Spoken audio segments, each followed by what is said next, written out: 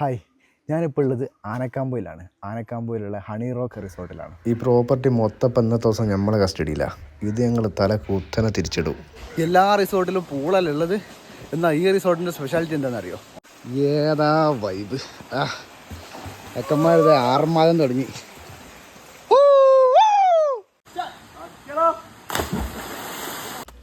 ഈ പാറക്കെട്ട് ഇപ്പം നമ്മളത് സ്വന്തമാണ്. വലിയ ആയൊന്നും ഇല്ലാന്നുണ്ടെങ്കിലും വൈബിനൊരു കുറവുമില്ല.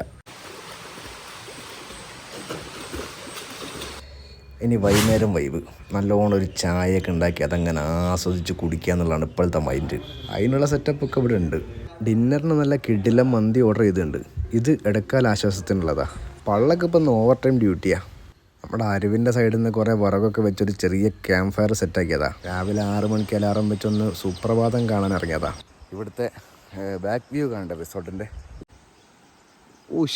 എൻ്റെ അമ്മോ, വയനാട് മലകളാട്ടോ കാണുന്നതൊക്കെ. അപ്പോൾ ഏതായാലും ഏകദേശം ഒരു ധാരണമൊക്കെ കിട്ടിയിട്ടുണ്ടാവുമല്ലോ.